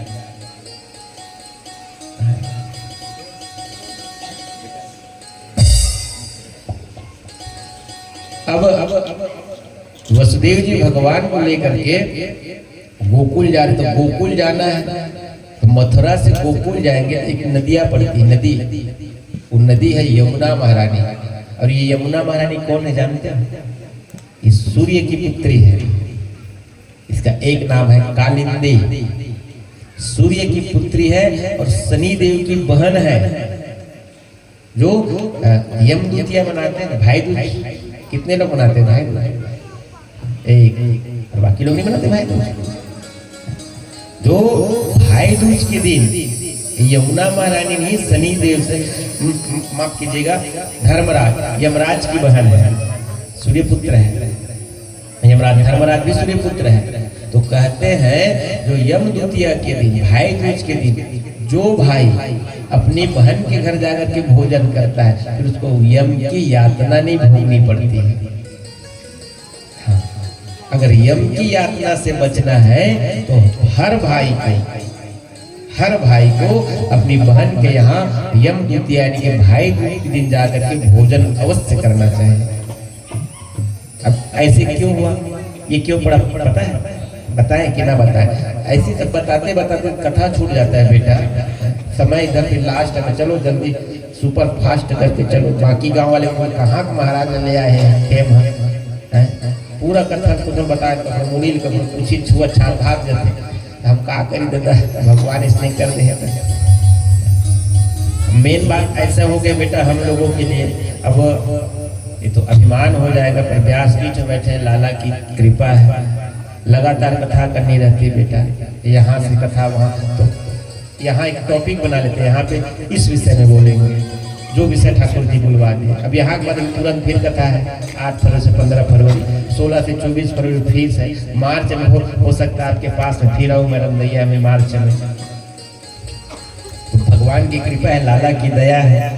तो बहुत लोग कहते हैं महाराज पूरी कथा को मतलब विस्तार के साथ में कथा, तो भैया हरि अनंत हरि कथा अनंत। हाँ, तो हम तो ना अपने श्रोताओं को यही कहते हैं भैया कि प्रसंग के चक्कर में मत पड़ो, प्रसंग के चक्कर में मत पड़ो, आपके फायदे की यहाँ से क्या चीज मिल है इसको ध्यान दो, क्योंकि ये सत्संग है। कथा कौन पूरी कर पाएगा भैया? पर आप यहाँ बैठे हैं कि बिनु सत्संग विवेक न होई, राम कृपा बिनु सुलभ न सोई। देखिए भगवान की कृपा भी 2 प्रकार से होता है बेटा। एक कृपा होता है जो आप श्वास के रूप में ले रहे, जितने संसार में प्राणी, जितने जीव है, 84 लाख योनि में जितने अंडा, स्वेदक, उद्भिदक, जरायु, 4 प्रकार की योनि है, 4 से 5वां नहीं है। अंडा पहले, अंडा से होने वाला, स्वेदक किसे कहते हैं? तो पसीना से उत्पन्न हो। पसीना से कौन उत्पन्न होता है जानते हो? पसीना से किस चीज की उत्पत्ति होती पता है? नहीं पता है? तो मुड़ जुहाली पोथे तकाते खातू माती डालता है क्या जुहाली को ही की कहाँ लाते जुहाली को कितने हमारा दवाई गुटी डालता है जुहाली को ही की वही स्वेदक है। उद्भिद पहले देखा 4 प्रकार की योनि होता है। पहला होता है अंडा, जो अंडा से उत्पन्न होता है, मुर्गी उर्गी है, कबूतर है, पक्षी प्रजाति है, अंडा। दूसरा है स्वेदक, स्वेदक मतलब जो पसीने से जन्म लेता है। जुहाली गाय गरुआ बन के किमनी उमनी थे, खटिया में खट मार दी थे, इवन कहाँ लोग कि घोसला उसला बनाता का जुहा बनवा, और उल्टा रूसी लीक हो गए थे, head and shoulder shampoo dandruff और साफ करने की कोशिश करता, फिर भी आई देते हो। और दूसरा होता है उद्भिद, जो उत्पन्न होता है, जैसे पहाड़ है, पेड़ है। जरायु, हमारा आप सभी जरायु जैसे बिच्छी होता है, ऐसे 4 प्रकार की योनि। ये 4 प्रकार की योनि में सबसे सार है मनुष्य योनि। मनुष्य योनि ही है जिस योनि में हम अपना कल्याण कर सकते हैं। तो एक होता है भगवान का बिनु सत्संग, ये सत्संग है। तो भगवान की कृपा 2 होता है बेटा। एक तो सत्संग भगवान की कृपा जो सब पर है श्वास के रूप में। हम लोग एक जगह कथा कर रहे थे बेटा भवानीपुर में, आपकी इधर भवानीपुर है ना, छेरकापुर इधर, वहां मैं कथा कर रहा था वैष्णव परिवार में। ऐसी भागवत कथा चल रही थी। आपके इस क्षेत्र में से 3-4 बार आ गया मैं, भवानीपुर गया था कथा करने। है क्या कोई भवानीपुर का? इशारा कर रहे हैं कोई दीदी। तो भवानीपुर में कथा कर रहा था, तो बोला कि भगवान की कृपा के बगैर किसी को कुछ खाने को नहीं मिलता। तो एक जने यहाँ पहले दिन कथा में कोई दीदी हो रही, तो नहीं महाराज मैं सुखी हूँ सिर्फ आगे आ गया। उसने वो हुई भवानीपुर में कथा बना, मैं तो भगवान की कृपा के बगैर कोई नहीं खा सकता। वो कथा खड़ा कर, नहीं महाराज कैसे मैं तो कैसे भैया, अरे हम किसान आदमी हैं, तब मेहनत करतन खून पसीना गलाथन तब हम खातन, भगवान की कृपा के बगैर थोड़े खा। मैं कहा चल ठीक है भैया तो सही कर सका। मैं पूछे भैया एक चीज बता, अन्न लगता पैदा कर ले, नांगर जोत के मेहनत करके और भात बनावे चावल लग नहीं खावा, तब पानी कहाँ पैदा करेगा कि पीछे भाई बिना पानी के चावल थोड़ी पक जाएगा, तब पानी कहाँ लगे, पानी पैदा करे बना देवे का पानी, तो पानी को नहीं, यही भगवान की कृपा है। पानी ही भगवान की कृपा है। पानी कहाँ से लाओगे? पानी बना लोगे का? देखना जब तृतीय विश्व युद्ध होगा तो पानी के नाम से ही होगा। और इस कलयुग में देखना जब 3 चीज विलुप्त हो जाएंगे ना तब घोर कलयुग है। कौन? गंगा, गीता और गाय। और देखना तीनों चीज कम हो गए भैया, ध्यान देना। आज गंगा में दर्शन करने जाए तो पहले के जो बुजुर्ग लोग बताते थे कि बहुत अपने स्थान छोड़ दिए गंगा मैया।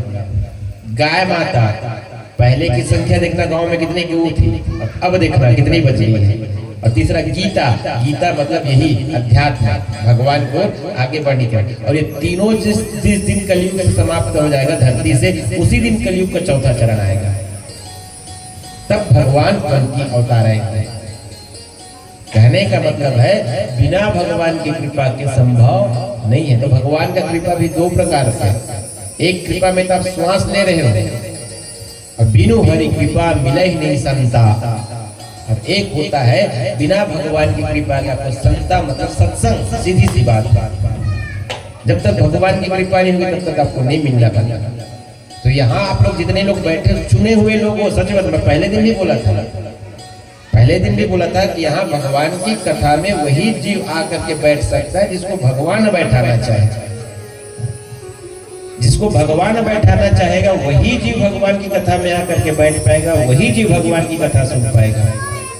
तो आप यहाँ जितने लोग बैठे हुए ना, ईमानदारी से बता रहा हूँ, आप लोगों का इस जन्म का कर्म फल हो या ना हो, पर पूर्व का आप लोगों का कर्म फल का ये पुण्य का प्रताप है कि आप लोग यहाँ बैठ करके ऐसे समय में भी भगवान की कथा सुन रहे हो। अपने लिए ताली बजा लो कि आप सबको भगवान ने चुन के बैठाया है। भाग्य दे न बहुजन्म समर जीते न सत्संगम च पुरखो यत। बोलना है जोर से, बोला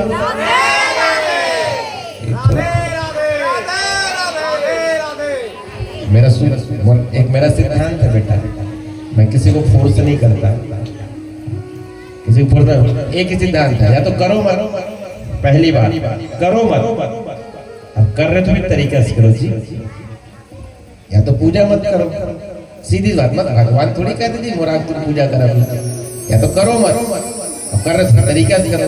भगवान थोड़ी कहते तुम कि आग तुम कथा सुना, कोई क्या आग तुम कथा सुने आए, अब कथा सुना तो कथा सुने से कहाँ मिलते कि मंगल करने कलिमल हरने तुलसी कथा रघुनाथ की।